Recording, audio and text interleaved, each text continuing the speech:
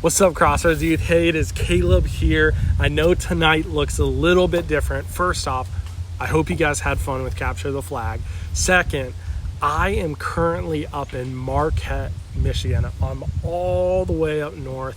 Right behind me right now, I don't know if you guys can kind of see it, it's a little blown out, is Lake Superior. It's been a nice time. Amanda and I are having a blast, enjoying ourselves with the little ones. But currently, we are in our last week of our series called Social Faith, where we're talking about how do we handle our faith online with our friends and our family. We've talked about things of like not just blurting out your opinion, taking time to really think through, why do I believe what I believe? Whatever it is we are talking about. We talked about choosing the words that we say, being wise with our words, using words that are uplifting and edifying to other people. This week we're talking about a thing called evangelism.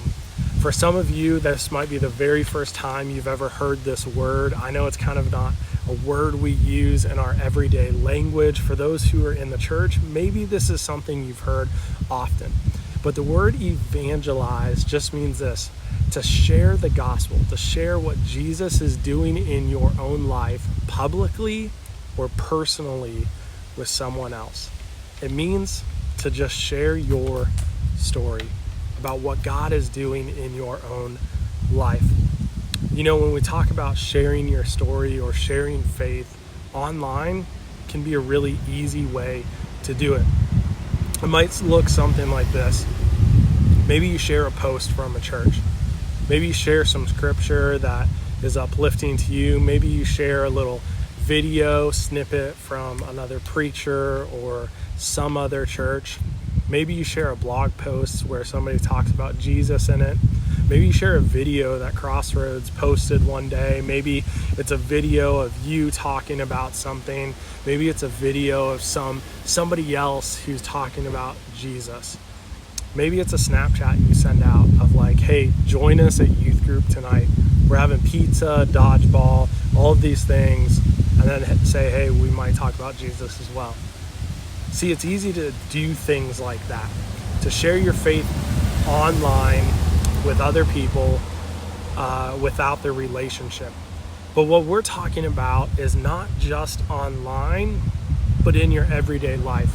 How do you share your faith? I don't know if you just saw that, but a leaf just blew straight into my mouth. Yuck.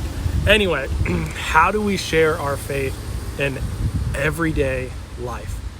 You know, the most common thing I hear when we talk about sharing your faith with your friends or family members is this: it's scary.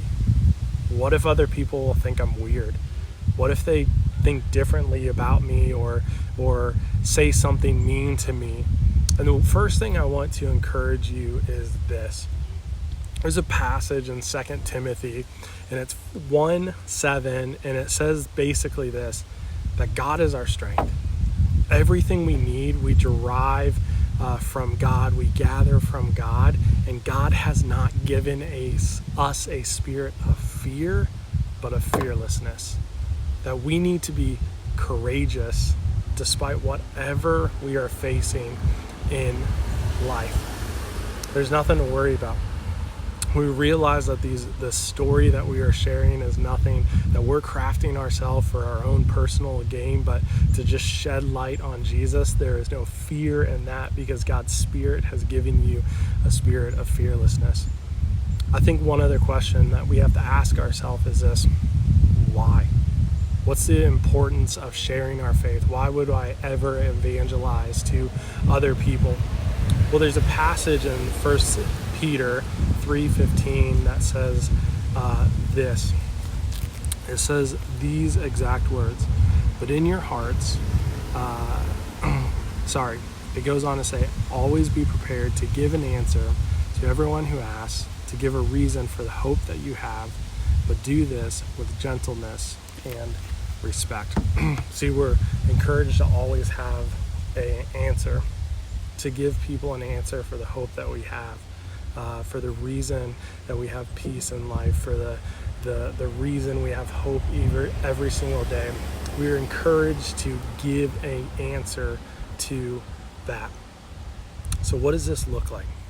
What does it look like to give your answer, to evangelize, or to share your story? And I think it's something as simple as this.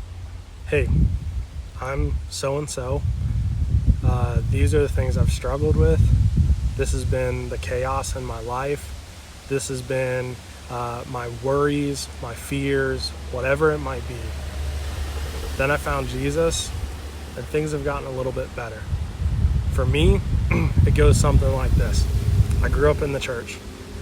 My dad was a minister. He worked in religious things. By the time I got to high school, I hated the church. I wanted nothing to do with it. I got involved with the wrong crowd of people. I hung out with people I shouldn't have been hanging out with. I got in a lot of trouble in high school, hanging out with the wrong people, all out of rebellion. I didn't want anything to do with church. If my parents told me to go left, I would go right. If they told me to go to sleep, I'd stay awake. Like anything opposite of what they told me to do, I did. And then one day, when I was in high school, a youth leader actually pulled me aside and said, "Hey, why do you come to church?" I said, "'Cause I have to. Like that's the requirement of living under my parents' house." He said, "Well, until you figure out why you come to church, I don't want you to come anymore until you figure out why." So the journey of why did I believe what I believe kind of started to go along, and I can tell you right now, I wasn't planning on doing this at all. But there's a passage in Romans that I ended up turning to that night when I got home. And my biggest reason why I didn't really believe in who Jesus was because of the complexity of the world. I thought there's no way that God exists.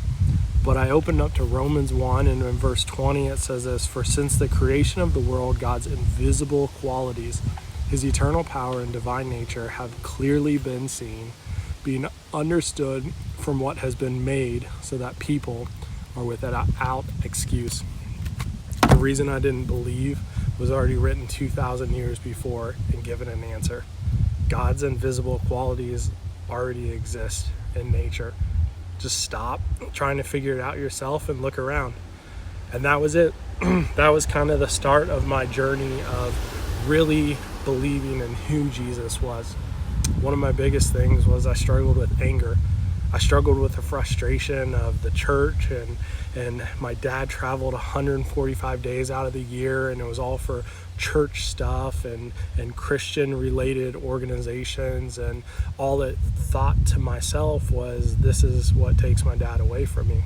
How can the church be a good thing if it's always taking my father away from me and my time with him? And I ended up working through that. I ended up talking to my dad. I ended up restoring relationships with my parents. I ended up spending a lot of time in prayer. And what I ended up finding was that anger that I had, that I would just snap whenever, dissipated. I started to have peace. I started to not get angry at things that I normally would get angry about. Little things that I would snap would just brush right off. See, God can give you a peace. God can give you a hope. God can give you a better life. I can tell you firsthand, I've experienced it myself. I've experienced this peace. I've experienced this peace that surpasses all understanding, as scripture says. I can tell you that when I look at the complexity of the world, I no longer question, is there? But I start to see God's handiwork in everything. That's my story. It can be a little bit more deep. There's other things that I can share with other people, but everybody has a story. What's yours? I think the importance of sharing your story is this. It can spark or shed light on who Jesus is to other people.